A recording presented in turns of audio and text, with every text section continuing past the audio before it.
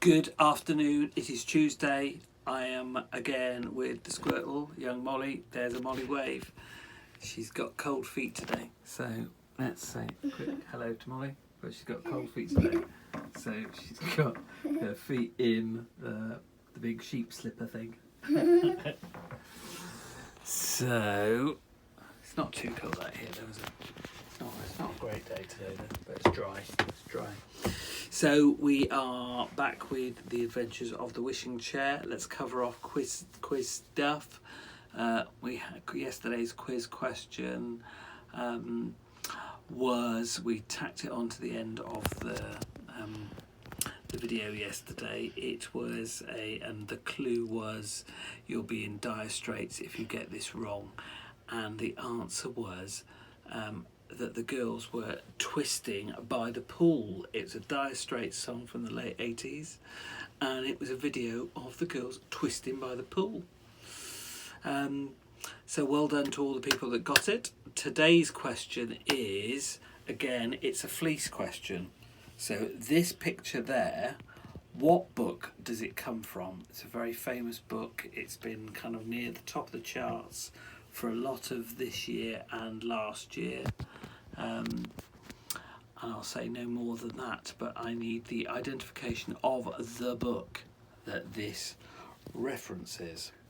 Okay, there's a character there and there's a character there, if that helps. Okay, they are both referenced in the title of the book. Right, anything else we've got to cover off? Any shout outs?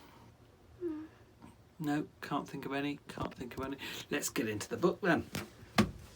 Because when's my next call? 1:30. Currently just gone 12:30. Okay, time for a little bit of lunch as well then. Okay, we left the children yesterday. So Chinky has he been kidnapped? By a big bird. Yes. He's been kidnapped by a big bird, and he's in a tower. No, you can't open the door. There is no doors, or there's a kind of like there's a wizard or an enchanter or something, isn't it? Enchanter Clip. Enchanter Clip Clap. Difficult to say. And so they've got to get into the strange tower that Chinky's being held in. So they've met a mouse who I think was called Harriet. Harriet. And they've been turned into, they haven't been turned into mice, have they? They've been shrunk down to the same size of mice so that they can get into a hole and then get into the tower. That's where we left it. Okay, so chapter 22, The Strange Tower. The hole was dark and smelt a bit funny. Molly clung tightly to Peter's hand. It was strange being so small. Harriet the mouse went out in front, and they could see her little gleaming eyes as she turned round now and again. Once Peter trod on her tail, and she gave an angry squeal. "So sorry," said Peter. "I keep forgetting you have such a long tail, Harriet." At last they came to a place where the tunnel widened out into a room. It was very warm there. A large mouse pounced on Harriet and gave her a hug. "Oh, Auntie, you're at home," said Harriet. "See, I brought you 2 children. They wanted to get into the tower, so I thought they might as well use our mouse tunnel. It's the only way in." "Good afternoon," said Harriet's aunt. She seemed just an ordinary mouse, except that she wore large spectacles. Her home was chiefly made of paper, it seemed. There were hundreds of little bits of it, neatly made into beds and tables. "What are the children going to do?" said Harriet's aunt. "We'd like to know how to get into the cellars," said Peter. "You see, if you show us the way there, we can get into the tower above and perhaps find the friend we're looking for."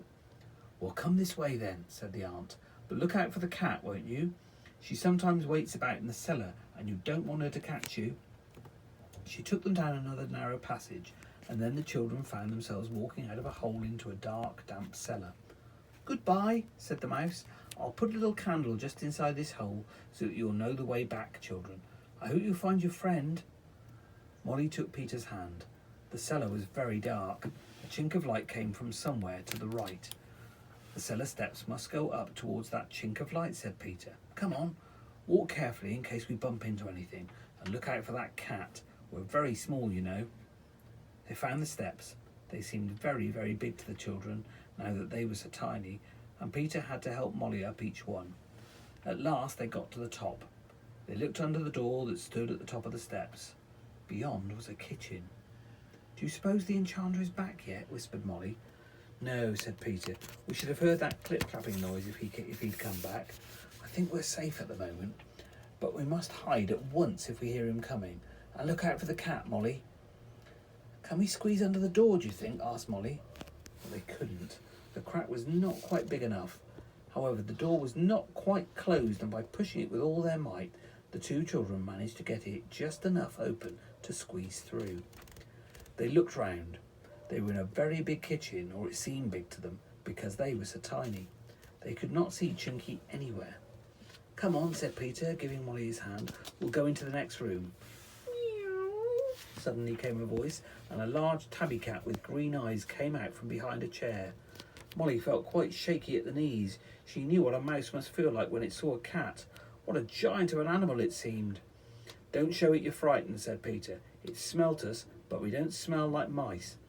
Stay here a moment, Molly, and I'll go over to it and stroke what I can reach out of it. Oh, Peter, you are brave, said Molly. Peter walked boldly over to the cat and stroked her legs. She seemed very pleased and purred loudly. Peter beckoned to Molly, and she ran over and stroked the cat too. It was a friendly creature. It went into the next room, purring to Molly and Peter, who followed her. This room was very small and was lighted by a candle. No daylight came into the tower, for there were no windows. No one was in this little room either. A dish stood on the floor with some milk in it, and a large round basket with a fat cushion in it stood nearby. This must be the cat's room, said Molly. There's no furniture in it. I do wonder where Chinky is. There were some stairs going upwards from the cat's little room. The children climbed them with great difficulty, for they were very small, and the stairs seemed very big. Before they got to the top, they heard the sound of crying. It was Chinky.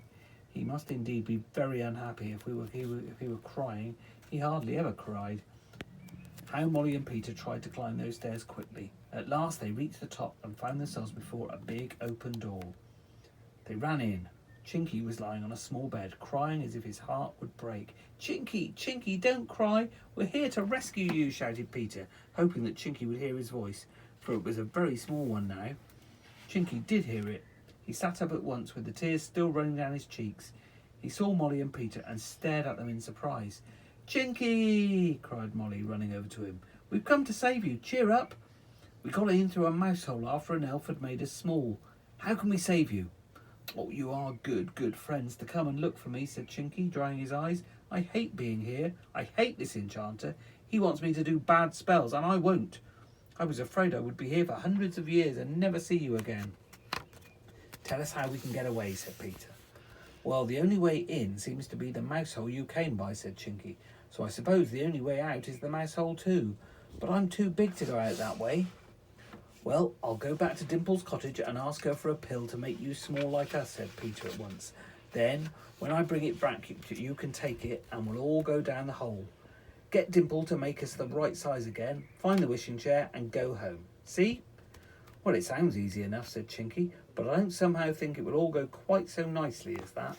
Still, we can but try. Leave Molly here with me, Peter, and you go down the mouse hole again. We'll see him safely to the cellar door, said Molly.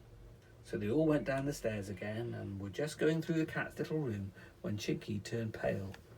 The enchanter's coming back, he said. Oh, where can you hide? Quick, think of somewhere, cried Molly. There came a clip-clapping noise like thunder as she spoke. The tower split in half and a door came. It opened and in strode the enchanter, tall and thin, his plaited beard sweeping the ground.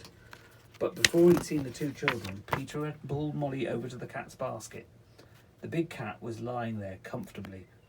The children scrambled in and lay down by the cat, hiding in her thick fur. Chinky was left by himself. I smell children, said the enchanter. How could children get into your tower, master? Said Chinky with a look of surprise. The enchanter sniffed and began to look round the two rooms. The cat did not stir. Clip-clap stroked her as he passed, and she purred, but she stayed in her basket, and Molly and Peter cuddled close into her fur, hoping she would not move at all. The enchanter did not think of looking in the cat's basket. He soon gave up the hunt and ran up the stairs, calling to Chinky to go with him. Go quickly now, Peter, whispered Chinky before he followed Clip-clap. Molly can stay with the cat. She's safe there. Quick as could be, Peter slipped across the floor to the cellar door, squeezed through the small opening and made his way down the steps. He saw the tiny candlelight burning at the entrance to the mouse hole and ran across to it. In he went and made his way up to the mouse room. Harriet the mouse was still there, talking to her auntie. "Please, will you take me back to Dimple?" asked Peter. "It's very important." Harriet gave him her paw and took him up the hole out into the open air again. Soon they hurried together to Dimple's cottage. Soon Peter had told Dimple all that had happened, and she gave him another red and green pill, and warned him to be careful not to let Clip-Clap see him. Then off went Peter to the mouse hole again. Chinky would soon be safe. And the next chapter is chapter 23, called The Great Escape. So hopefully, being called The Great Escape, that means that they will safely escape. Are you finding many pictures? Are there many pictures in here? Not too many, is there? Not too. No. There's some. Cool. But you can follow the words. Cool. That's us done for the day. Right, let's go and have a little bit of lunch. Like I say, quiz question today is, what book does this come from? Tomorrow's one is for all those people that can remember Magic Eye pictures. We're going to put a Magic Eye picture on the end of it, and the test will be to people who've got eyes that kind of like can work out magic eyes. Tomorrow's question will be working out what the thing is, or what animal.